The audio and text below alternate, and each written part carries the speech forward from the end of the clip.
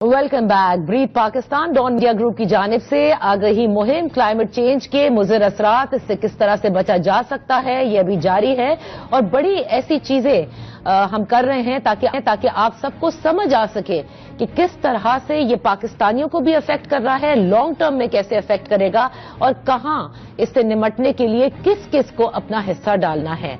आज हमारे साथ हमारे मोहतरम मेहमान जफर मसूद साहब आपसे हैं, chairman OGDCL board. Thank you so much for joining us. Zafar साहब, आपका नाम सुनते ही और OGDCL का नाम सुनते ही लोग कहेंगे क्लाइमेट चेंज से आप लोगों का क्या ताल्लुक है, और बल्कि जो बड़ी बड़ी हम कंपनीज देखते हैं उनमें माजरत के साथ लोग ये समझते हैं कि CSR is now climate change. तो पहले तो मैं ये जानना चाहूंगी कि क्लाइमेट चेंज OGDCL बोर्ड, रिश्ता बताइए पहले मुझे, ताकि लोगों को भी समझ में आए, क्योंकि लोग वाकई शॉक में होंगे कि हम oil and gas development company limited की बात कर रहे हैं लेकिन हम बात कर रहे हैं क्लाइमेट चेंज की। बहुत शुक्रिया नादिया, बहुत शुक्रिया डॉन का कि आपने अपॉर्चुनिटी दी और मुझे आपने जो ये स्पॉट पे डाला है ना, ये मेरे ख्याल में बहुत जरूरी था। तो पहले तो मैं कॉन्टेक्स्ट में ये बात आपको बता दूं कि हम गालिबन बदनाम ज्यादा हैं एज अ सेक्टर, मगर हमारा जो कंट्रीब्यूशन है इन एमिशंस वो मेरली 14% है। There are other industries which are much more a culprit then ourselves. सिर्फ 14%? सिर्फ only 14% comes through from the E&P sector, oil and gas sector. The real culprits are somewhere else. They are transport sector, they are the livestock sector, the agriculture sector. ठीक है. Having said that, the important aspect here is that it's our collective effort. So even if we are contributing 14%, we believe that our contribution should be 100% towards alleviation of this. And that's the reason why you see OGDCL taking the lead in addressing the climate challenges. सही.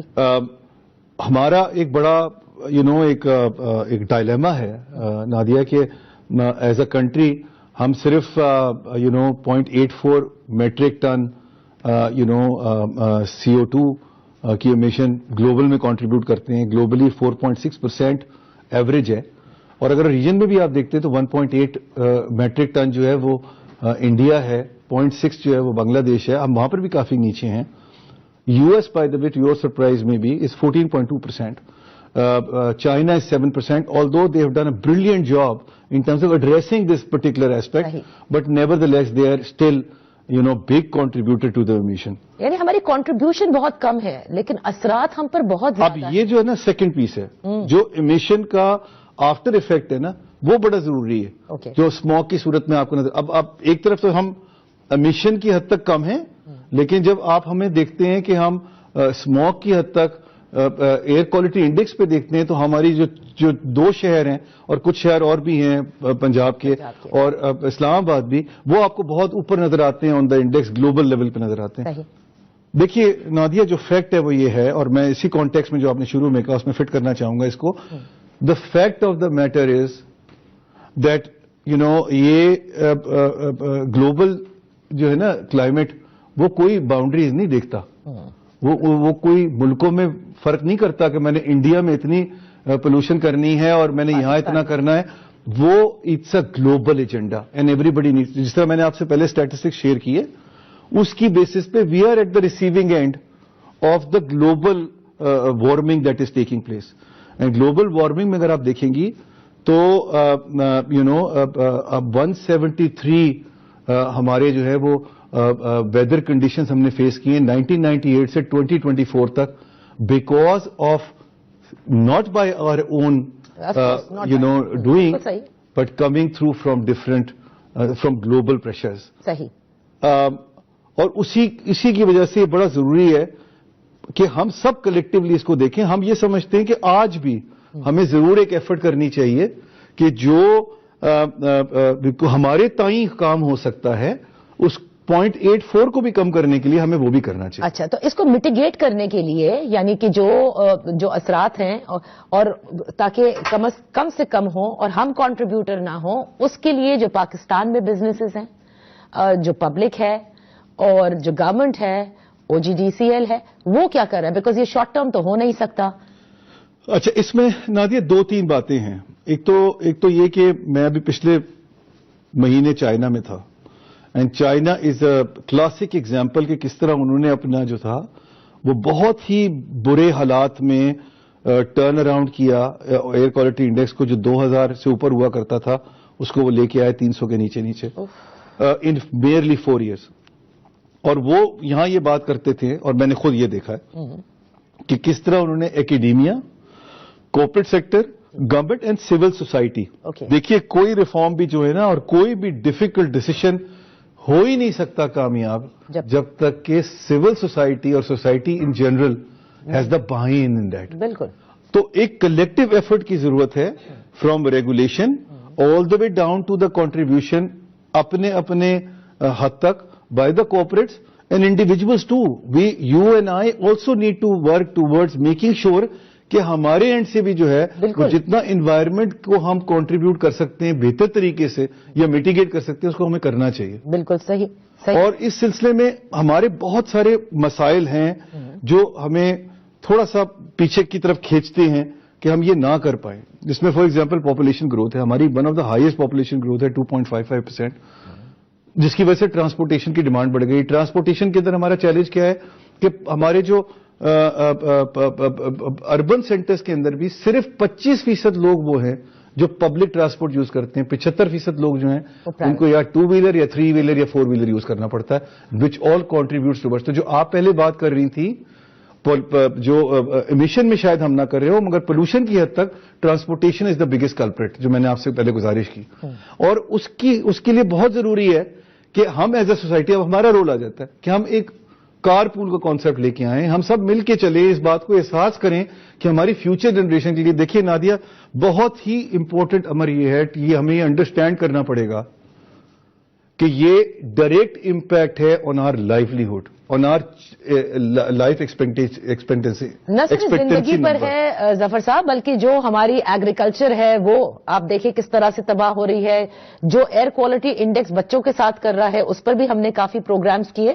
آپ نے بالکل درست فرمایا، لیکن بسط اعتراض ایک چیز دیکھیں، آپ نے کہا کہ ٹرانسپورٹیشن ظاہر ہے ایمیشن کاسٹ کرتی ہے، بالکل درست ہے کہ ہمارے یہاں پبلک ٹرانسپورٹ کے نظام پر ریلائبلٹی کم ہے اور پرائیویٹ اپنی گاڑیوں کا استعمال زیادہ ہے، لیکن یہاں پر بھی حکومت کا رول آتا ہے. وہ کس طرح کا پبلک ٹرانسپورٹ کا نظام ہے. ہم نے سنگاپور میں دیکھا گاڑی نکالنا کتنا مشکل کام ہے، اینڈ زیادہ تر لوگ کس طرح سے ٹریول کرتے ہیں. لندن میں بھی ایگزیکٹلی بالکل آپ نے درست فرمایا. لیکن ایک چیز جو بار بار لوگ پوائنٹ آؤٹ کرتے ہیں، انوائرمنٹلسٹ کرتے ہیں، وہ کہتے ہیں جو کروڈ آئل ہم امپورٹ کر رہے ہیں، the quality of that is also not up to the mark. جی، وہ جو فیول ہمیں اس وقت یوز کرنا چاہیے وہ یورو 4 کی بات ہم بھی کرتے ہیں، وہ یورو 5 پہ اب چلے گی یہ بات، وہ ہمیں کرنا ہے at some point time. But frankly speaking Nadia, وہ ایک پیس جو ہے نا اس سے ریلیٹڈ بہت سارے اور پیسز ہیں. فار ایگزامپل جو آپ کی گاڑی کی فٹنس ہے وہ بہت میٹر کرتی ہے. ہمارے تقریباً 70 سے 80% گاڑیاں جو ہیں ان کے انجن جو ہے وہ اتنے ایفیشینٹ نہیں ہے کہ وہ پولوشن کی طرف کنٹریبیوٹ کرتے ہیں دا ٹرانسپورٹیشن سیکٹر. ہماری تقریباً 40% جو گاڑیاں ہیں وہ 10 سال سے پرانی گاڑیاں ہیں. جی بالکل. تو یہ جو پوائنٹس ہیں نا، یہ ریگولیشن کے تھرو بہت اچھی طرح مینج ہو سکتے ہیں. پرابلم کہاں آتا ہے؟ دیکھیے، ایک تو ہو گیا ریگولیشن کا پیس اور امپلیمنٹیشن کا پیس. پرابلم یہاں آ جاتا ہے افورڈیبلٹی آف انڈیویجولس. جب آپ کی پر کیپٹا انکم ہی کم ہوگی تو آپ ایک حد تک ہی اپنی ریگولیشن بنا سکتے ہیں نا جو لوگوں پہ آپ امپوز کریں. لہٰذا وہاں پر جو فائنینس والی بات آ جاتی ہے، یا تو گورنمنٹ اس کے اندر اپنا رول پلے کرے گی، گورنمنٹ کے پاس تو فسکل اسپیس اویلیبل نہیں ہے. پرائیویٹ سیکٹر کو پبلک سیکٹر کے ساتھ مل کے کام کرنا پڑے گا. اور اٹس اے PPP پروپوزیشن جو بائی دا وے، حالانکہ ان کی ایتھوس میں کہیں PPP فٹ ہی نہیں آتی یونائٹڈ اسٹیٹس آف امریکہ کی، انہوں نے جو اپنا کلائمیٹ کا ایشو ہے اس کو بہت حد تک PPP سے ریزالو کیا ہے. میں آپ کو ایک اور آج بات ریویل کر دوں کہ ٹیسلا جو ہے وہ ڈپارٹمنٹ آف ڈیفینس کا جو انرجی سیکٹر کا فنڈ تھا اس کا بگیسٹ بینیفیشری تھا US میں.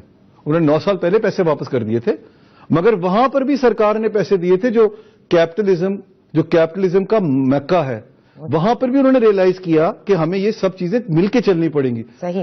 ریگولیشن بھی انٹروڈیوس کی، the famous California vehicle regulatory board, the famous یہ جو میں نے ابھی آپ کو ایگزامپل کوٹ کیا، یہ سب لوگ ساتھ مل کے چلیں گے تو کام بنے گا. اور پاکستان کا مسئلہ تو اور بھی ایکیوٹ ہے بیکاز ہمارے پاس گورنمنٹ کے پاس اتنی اسپیس اویلیبل نہیں ہے کہ وہ یہ پرووائڈ کر سکے. میں آپ کی پہلے والا پوائنٹ بہت امپورٹنٹ ہے، اس لیے میں اس پہ آ رہا ہوں دوبارہ سے واپس. CSR نہیں ہے یہ. دیکھیں اس کو اگر ہم CSR کے طور پر ٹریٹ کرنے کی کوشش کریں گے نا تو یہ ایجنڈا اتنا جائگینٹک ہے اور اتنا میسو ہے کہ ہم اس کو ایڈریس نہیں کر پائیں گے. یہ ہو رہا ہے CSR کی طرح ٹریٹ؟ اچھا مسئلہ کیا ہے کہ CSR میں روم ہی اویلیبل نہیں ہے آپ کا کہ آپ اتنی بڑے ایشو کو ایڈریس کر سکیں.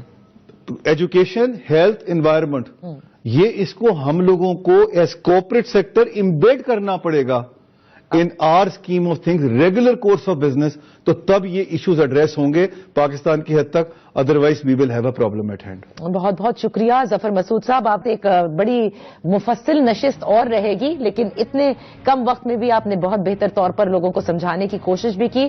سب نے ظاہر ہے حصہ ڈالنا ہے. یہ نہیں ہو سکتا کہ آپ سے تو کہا جائے کہ آپ ڈالیں حصہ اور میں نہ ڈالوں. یعنی ہم اپنے تہی کس طرح سے اس ماحول کو بہتر کر سکتے ہیں اور کلائمیٹ چینج کے جو مضر اثرات ہیں اس سے نمٹنے کے لیے کیا کیا چیزیں ہمیں کرنے کی ضرورت ہے، اسی پر Dawn media group brief Pakistan کے نام سے یہ آگہی مہم کر رہا ہے. اسی کے ساتھ اجازت دیجیے. اللہ حافظ.